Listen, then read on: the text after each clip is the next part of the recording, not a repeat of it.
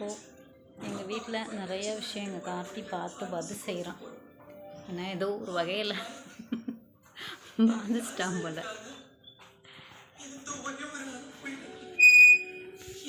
நிறையா சேஞ்ச் பண்ணியிருக்கான். ஆனால் என்னை கேட்காமலே சேஞ்ச் பண்ணியிருக்கான் எல்லாமே.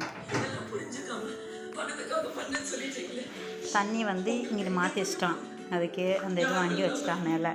தண்ணி அன்னைக்கு எனக்கு எடுக்க முடியலன்னு சாட்சி எடுத்தால் நிறைய தண்ணி கீழே போகுதுன்னு பாருங்க. இது புதுசாக முருகனுக்கு பக்கத்தில் அவனுக்கு பிடிச்ச இந்த ஒரு வசனம் அவனுக்கு ரொம்ப பிடிக்கும். இதில் நிறையா சேஞ்ச் பண்ணிட்டேன்.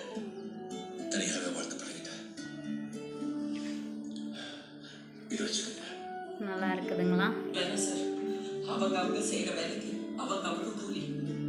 இதில் என்ன ஹைலைட்டுனா இங்கே பாருங்களேன், ஒரு பழைய டேபிள் செமையாக பண்ணிட்டான் பாருங்களேன். ஸ்டிக்கர் வாங்கி, இது ஸ்டிக்கருங்க, பார்க்கவே இவ்வளோ அழகாக இருக்குதுங்க. இன்னும் அந்த சொல்லுவாங்களே அந்த ஷீட்டு வாங்கி அது போடுற மாதிரி அழகாக பண்ணியிருக்கான். இதில் நான் இந்த டேபிள்லாம் எதோ சேஞ்ச் பண்ணுறேன்னு சொல்லியிருக்கான்.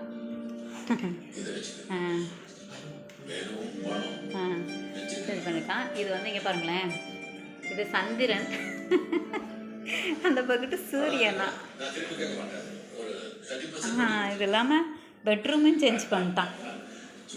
இங்கே இருங்க, இதெல்லாம் அழகாக சேஞ்ச் பண்ணியிருக்கான் பாருங்கள். கட்டில் ஆக்சுவலாக இங்கிட்டு கிடந்துச்சு. இப்போ தான் கிழக்கு பார்த்து போட்டுட்டான்.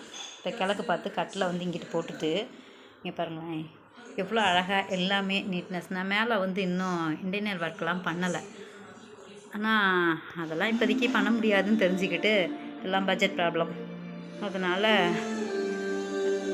அதனால் அவனே அழகாக எல்லாம் பண்ணிட்டான் பாருங்களேன். சிம்பிளாக பண்ணி ஒரு என்ன சொல்கிறது, பெட்ரூம் இப்போ தாங்க ஒரு கலையாக இருக்குது. முன்னாடிலாம் பெட்ரூமில் இந்த கட்டில் போட்டு இன்னொரு எக்ஸ்ட்ரா யாரும் கீழே படுத்து தூங்க முடியாது, இடமே இல்லைன்னு இருந்தேன். இப்போ தான் தெரியுது எவ்வளோ இடம் இருக்குது தெரியுங்களா. இன்னும் ஒரு கட்டில், பெரிய கட்டிலே போடலாம் போல். எனக்கு இதான் பெட்ரூம் எப்படி வச்சுக்கணுன்றது தெரியாமல் இருந்திருக்கேன். நான் என் பிள்ளை அழகாக பண்ணி கொடுத்துட்டான். ஹாலில் இப்போது நிறைய இடமும் கிடச்சிருச்சு.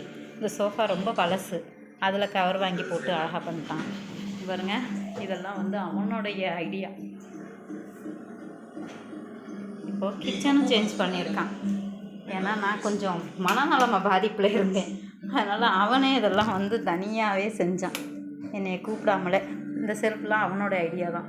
அப்போலேருந்து இந்த செல்ஃப்லாம் ஒன்று யூடியூப்பில் பார்த்து இது வாங்கலாமா அது வாங்கலாம், இதெல்லாம் அவன் வாங்கினது தாங்க.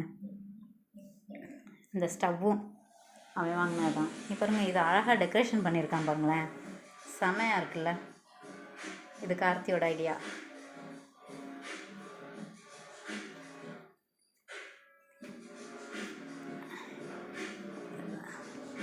ஏன்னா எனக்கு என்னோடய வேலையை பார்க்க தான் கரெக்டாக இருக்கும். அதனால் கொஞ்ச நாளாக எனக்கும் வேறு மைண்டு வேறு சேஞ்சாகவே இருந்துச்சுங்களா. நான் எந்த வேலையுமே செய்யலை.